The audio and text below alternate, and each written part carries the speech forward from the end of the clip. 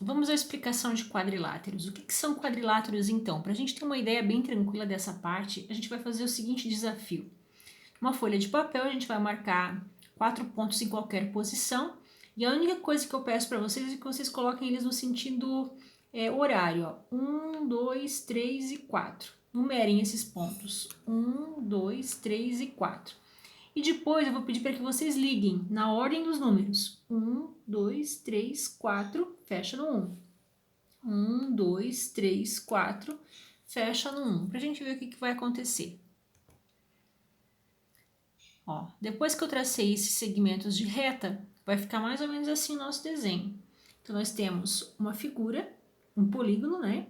Porque ele tem segmentos de reta, e ele tá todo fechadinho, certinho, ó. Então, a gente tem aqui a definição de um polígono.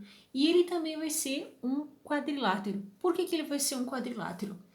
Porque ele vai ter 4 vértices, ele vai ter 4 lados e ele vai ter 4 ângulos internos, tanto esse quanto aquele.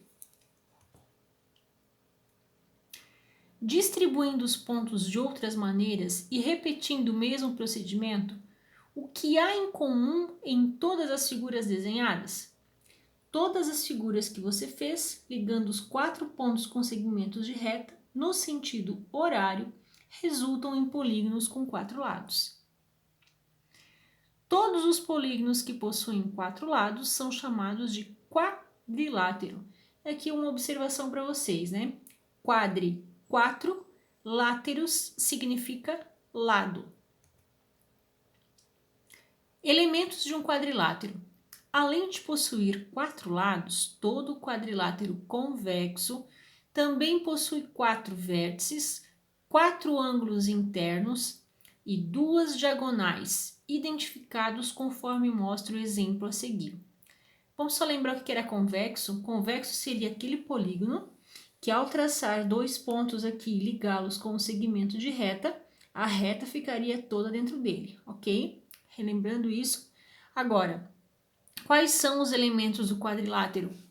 A, E, I e O. Vamos no próximo slide que ele vai explicar certinho para vocês. Olha só, vértices, que são esses cantinhos que a gente tem, né? A, E, I e O. A gente chama eles de vértice. Como a gente já estudou os lados vão, ó, tem essa barrinha em cima para indicar o lado, né?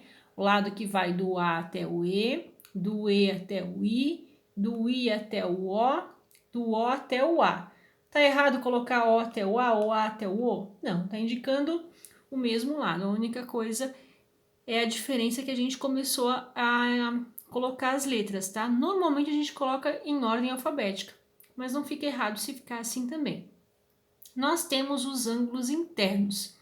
Normalmente a gente usa a própria letra do vértice e indica com esse acento circunflexo, ó. Então, aqui nesse pedacinho, nós temos o ângulo A, porque está no vértice A. Aqui nós temos o ângulo E, porque está no vértice E, e assim vai acontecer com o I e com o O, tá? E é formado duas diagonais. As diagonais cruzam o nosso quadrilátero ao meio. Então, nós temos duas, do O até o E e do A até o I.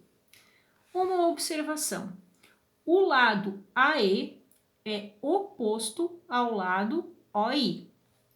O lado AE é oposto ao lado OI. O que significa oposto? Aquele que está do outro lado, tá? E o ângulo A é oposto ao ângulo I, da mesma forma que o ângulo E é oposto ao ângulo O. Olha só, aqui nós temos um ângulo. Qual é o ângulo que está do outro lado dele? O I. Aqui nós temos o ângulo O. Qual é o ângulo que está oposto a ele? O ângulo E, ok?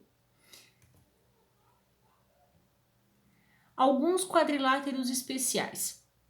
Alguns quadriláteros partilham propriedades particulares que lhes permitem fazer parte de um mesmo grupo. Esses quadriláteros possuem nomes para identificá-los dentro de seu grupo. Os quadriláteros a seguir fazem parte de um mesmo grupo, portanto apresentam propriedades em comum. A principal delas está relacionada à posição relativa dos lados opostos. A gente acabou de ver o que eram lados opostos, né? Verifique que os lados opostos desses quadriláteros são paralelos. Olha como é importante, de uma aula para outra a gente já vai pegando vários conceitos e vai aplicando nesse sentido agora. Opostos então são que ficam um de cada lado, né? Agora paralelos, lembra que a gente estudou na outra aula, nós tínhamos retas paralelas, que seriam retas que têm o mesmo sentido e que nunca se encontram, e retas concorrentes, que elas se encontram num único ponto. Nessa situação aqui, nós temos lados opostos e paralelos. Então, esse lado aqui é oposto a esse e os dois são paralelos. Este lado é oposto a esse e os dois também são paralelos. E isso vai se aplicar, ó, tanto nesse losango quanto nesse paralelogramo. Ambos os seus lados opostos são paralelos. Até coloquei aqui para recapitular, né? O que seriam as retas paralelas? Retas paralelas sempre permanecem na mesma distância uma da outra. Elas nunca se encontram independentemente do comprimento delas. Então, assim firmando esse conceito, a gente já consegue entender então uma das características, né? Os nossos quadriláteros ali, todos eles tinham pares opostos e paralelos. Por compartilhar como principal característica pares de lados paralelos, os quadriláteros apresentados fazem parte do grupo dos paralelogramos. Ó, o nome paralelo vem do quê? Das retas que são paralelas. Em um paralelogramo, a distância entre um par de lados opostos é sempre igual, onde quer que se meça. É uma outra definição que a gente vai ver agora. Com a mesma folha, o que mais você pode descobrir sobre os lados de um paralelogramo usando uma régua? Notem que, ao medir os lados de um paralelogramo, verificamos que seus lados opostos são congruentes, ou seja, têm medidas iguais. Vamos entender. Esse lado é oposto a esse e eles são paralelos. Os dois risquinhos estão indicando que esse lado é exatamente igual a esse. A mesma coisa aconteceu com essas duas medidas, ó. Eles são opostos, tá? Um de cada lado, são paralelos e têm a mesma medida, ok? Mais uma definição que a gente não pode esquecer. Concluindo, então, são paralelos todos os quadriláteros com pares de lados opostos, paralelos e congruentes. Então, nós temos aqui o retângulo, o quadrado e o losango, todos eles são classificados dentro do grupo dos paralelogramos. Por quê? Pares de lados opostos e paralelos e congruentes. Congruentes significa que eles têm a mesma medida. Os quadrados agora.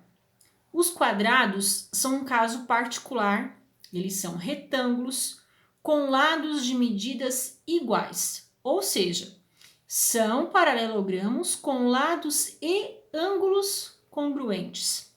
Não é só pares de lados que são iguais, todos os lados do quadrado têm medidas congruentes. Observação: por ter lados e ângulos congruentes, o quadrado é, olha só, o único quadrilátero considerado regular. Nós também aprendemos isso na última aula. O que era regular? Quando todas as medidas laterais têm o mesmo valor, né? Todas as medidas laterais são iguais. Losangos agora. Todo paralelogramo que apresentar lados com medidas iguais é um losango. Isso aqui não é um quadrado, pessoal. Isso aqui não é um quadrado. A única coisa que a gente colocou aqui, ó, foi esse quadradinho mais de lado. Mas olha só a definição. Todo paralelogramo que apresentar lados com medidas iguais é um losango. Então, eu posso dizer que todo quadrado é losango, mas nem todo losango é quadrado. Confuso isso, mas vamos tentar entender. Por que o quadrado pode ser um losango? Porque todas as medidas dos lados são iguais. Por que um losango não pode ser um quadrado? Porque o quadrado tem todos os ângulos iguais. E isso não acontece no losango, ok? Essa é a diferença. E se eu tiver que classificar em losango, então? O que é losango? É toda figura que apresenta suas medidas laterais iguais, não importando o valor do ângulo. A última classificação que nós temos agora é a do trapézio. O trapézio é uma figura geométrica plana formada por 4 lados. 2 deles são paralelos e chamados de bases. Ele é considerado um quadrilátero, tal qual o retângulo, losango e quadrado. Mas qual a diferença do trapézio? Ele não tem os 2 pares de lados paralelos. Essas duas laterais aqui, ó, se a gente estender esse segmento, vai chegar um momento que eles vão se encontrar. Então é por isso que o trapézio ele fica classificado num outro grupo. Ele tem um par de lado oposto e paralelo, tá? Ele é quadrilátero? Sim, ele tem 4 vértices, ele tem 4 lados, ele tem 4 ângulos internos, ok? Tem todas essas classificações. Porém, ele não é um paralelogramo. Para ser paralelogramo, tem que ter 2 pares de lados paralelos. E nesse caso aqui, ele tem apenas um. Mas o trapézio tem as suas próprias classificações. Nós temos 3 tipos de trapézio, tá? O trapézio retângulo, que é essa primeira imagem que vocês têm aqui, ó. Ficou um pouquinho pequena, mas dá para perceber. É quando nós temos um lado dele formando ângulos retos. Retângulo vem de ângulo reto. Ângulo reto forma ângulo de 90 graus, que a gente também já aprendeu. O trapézio isósceles, que da mesma forma que com o triângulo isósceles nós temos 2 lados iguais, no trapézio nós temos 2 medidas iguais. Fiquem atentos que quando aparecer esses risquinhos nas imagens, ó, ele está indicando que esses 2 lados são iguais. E o trapézio escaleno, da mesma forma que acontece lá no triângulo, que é quando tem os 3 lados diferentes, acontece aqui no nosso trapézio, ó. Todas as medidas laterais do trapézio são diferentes, ok? Muito bem, pessoal, era isso. Agora a gente vai fazer as atividades.